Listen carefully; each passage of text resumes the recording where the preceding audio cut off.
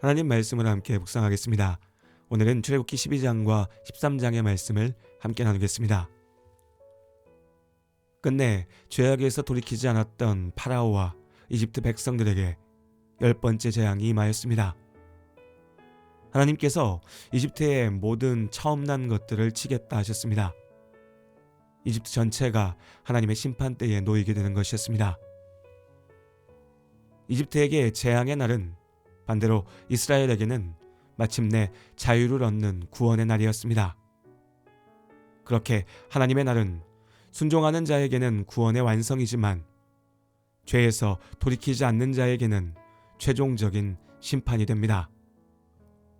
하나님께서는 이스라엘 백성이 10번째 재앙을 피할 수 있는 길을 열어두셨습니다. 곧 유월절의 명령입니다. 유월절 규례를 간단히 정리하면 흠없는 어린 순양을 준비해 두었다가 하나님께서 정하신 날이 왔을 때 그 양을 잡고 그 피는 집에 들어오는 문가에 바르고 고기는 그날 밤 무교병 쓴 나물과 함께 먹으라는 것이었습니다. 이때 먼 여행을 떠날 복장을 하고 식사를 해야 했습니다. 유월절 규례를 어린 양, 피, 그리고 기억이라는 세 가지의 핵심 키워드로 정리해 볼 수 있습니다. 먼저 어린 양이 유월절 준비의 중심에 있었습니다. 양을 준비하고 잡아서 그 피를 칠하고 고기를 먹는 것이었으니까요. 그렇다고 어린 양에 무슨 신비한 능력이 있다고 확대 해석할 필요는 없습니다. 그저 양입니다. 이스라엘에게 친숙한 가축이었죠. 중요한 것은 하나님께서 양을 준비하라 정하셨다는 것입니다. 성경에서 양은 하나님 앞에 사람을 대신하여 드려지는 제물로 등장합니다. 오늘 유월절의 명령에서 이러한 특징이 보다 분명하게 드러납니다.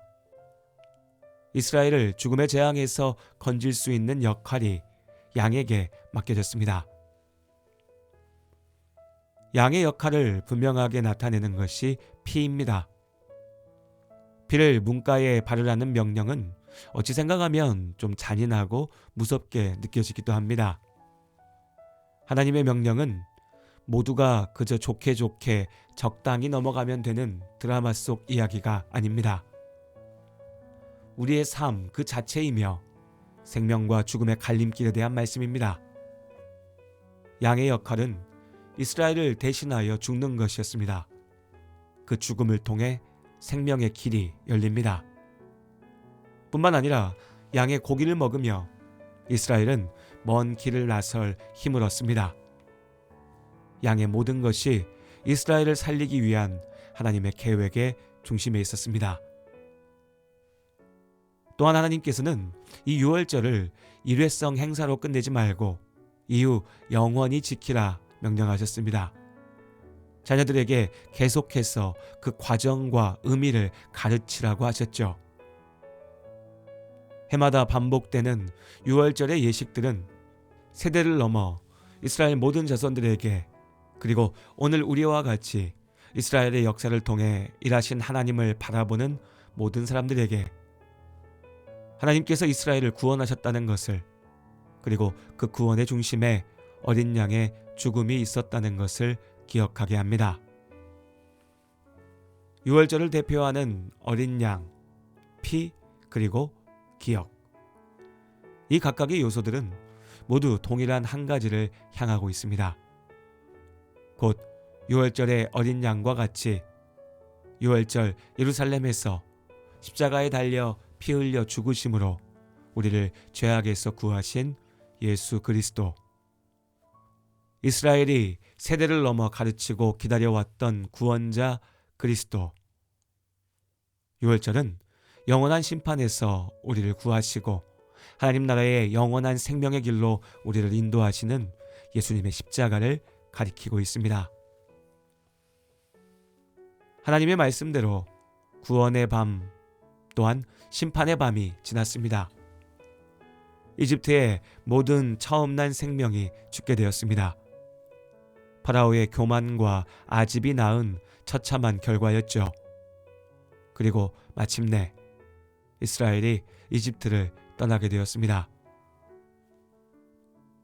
모세가 호렙산 떨기나무 아래에서 하나님을 처음 만났을 때 이스라엘을 구하라는 하나님의 명령은 도무지 받아들이기 어려운 말씀이었습니다. 하나님의 소명을 받아 이집트로 돌아온 후에도 과연 이 일을 이룰 수 있을까 싶은 순간들이 계속되었습니다. 그러나 하나님께서는 당신의 뜻을 온전히 이루셨습니다. 하나님께서 아브라함에게 약속하셨던 출애굽과 가나안으로의 귀향이 마침내 이루어졌습니다.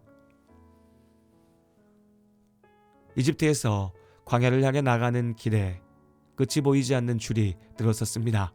장정만 60만 명, 함께하는 가족들과 또 이스라엘 민족은 아니지만 그들을 따라 나선 이방인들도 있었습니다.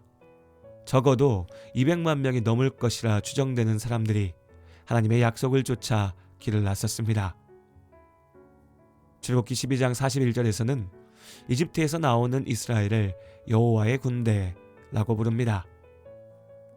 사실 군대라 부르기 민망한 무리들이었습니다. 군사훈련을 받기는커녕 제대로 된 무기 한번 잡아본 적이 없는 사람들이었습니다. 태반이 여성들과 아이들이었고 남성 장정들 역시 노예살이 기간 내내 벽돌을 만들고 건축물을 짓는 일만 해왔습니다. 그러나 하나님께서는 그들을 하나님의 군대라 부르셨습니다. 이집트에서 나왔다고 다 끝난 것이 아닙니다. 당장 자신들을 붙잡으러 올 이집트의 군대에 맞서야 했습니다. 가나안에 정착하기까지 온갖 민족들과의 갈등을 이겨내야 했죠.